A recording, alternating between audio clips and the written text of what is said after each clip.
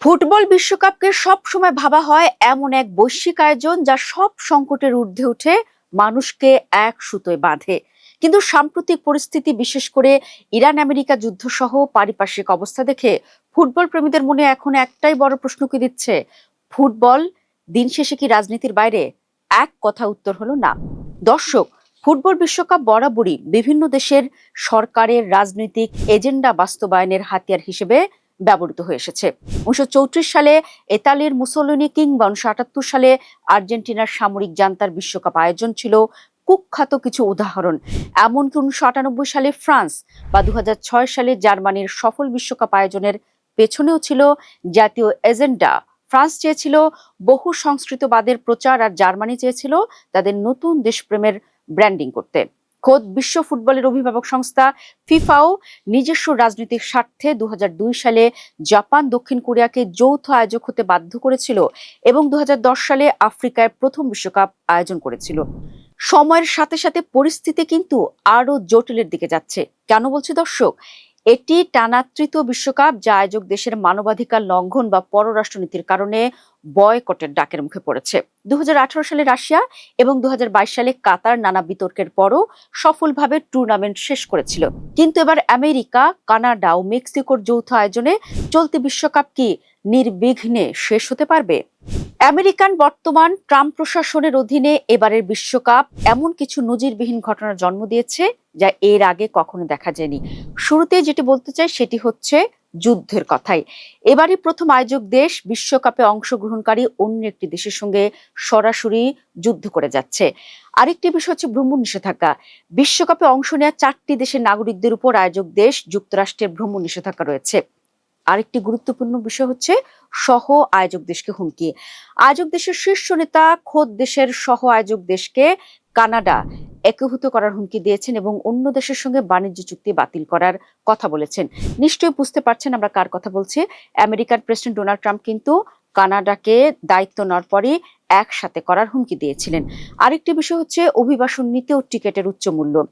আমেরিকার কঠোর অভিবাসন নীতি এবং টিকিটের আকাশচুম্বী দামের কারণে অনেক সাধারণ সমর্থক এবার মাঠে আসা নিয়ে দ্বিধায় পড়েছেন।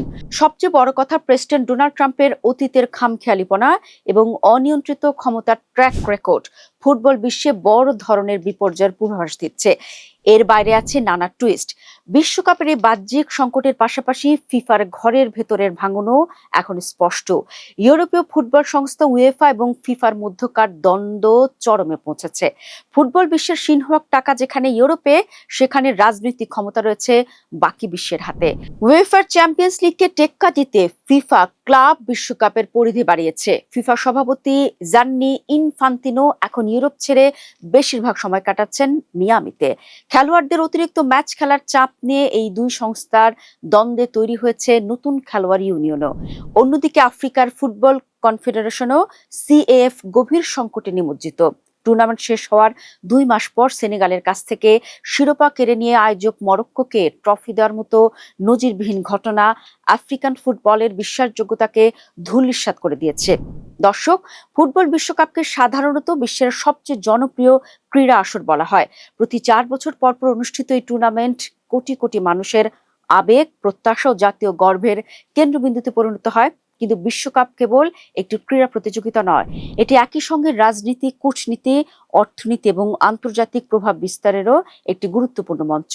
মাঠে খেলোয়াড়রা যেমন গোলের জন্য লড়াই করেন, তেমনি মাঠের বাইরে রাষ্ট্রগুলো নিজেদের ভাবমূর্তি, নীতি ও প্রভাব প্রতিষ্ঠার জন্য প্রতিযোগিতায় নামে। ফলে রাজনীতির মাঠ ও ফুটবল বিশ্বকাপ আসলে একে অপরের সঙ্গে গভীরভাবে জড়িত দুটি বাস্তবতা। তবে একটি কথা না বললেই নয়, রাজনীতির প্রভাব থাকলেও বিশ্বকাপের একটি ইতিবাচক দিক হলো এটি অনেক সময় মানুষকে একত্রিত করে। ভিন্ন ভাষা, সংস্কৃতি ও রাজনৈতিক মতাদর্শের মানুষ একই খেলা উপভোগ করেন। আন্তর্জাতিক উত্তেজনার মধ্যেও খেলাধুলা অনেক ক্ষেত্রে পারস্পরিক যোগাযোগ ও বোঝাপড়ার সুযোগ তৈরি করে। ফুটবল মাঠে প্রতিদ্বন্দ্বিতা থাকলেও বিশ্বকাপ বিশ্ববাসীকে একটি অভিন্ন অভিজ্ঞতার মধ্য দিয়ে নিয়ে আসে। এ কারণেই অনেক কূটনীতিক ও গবেষক খেলাধুলাকে সংলাপের সেতু হিসেবেও বিবেচনা করেন। তাই বলা যায়, ফুটবল বিশ্বকাপে দুটি খেলা একসঙ্গে চলে, একটি সবুজ ঘাসের মাঠে, আরেকটি আন্তর্জাতিক রাজনীতির অদৃশ্য ময়দানে। গোল, ট্রফি ও চ্যাম্পিয়নের গল্পের পাশাপাশি বিশ্বকাপ তাই ক্ষমতা, প্রভাব এবং বৈশ্বিক রাজনীতিরও এক গুরুত্বপূর্ণ অধ্যায়।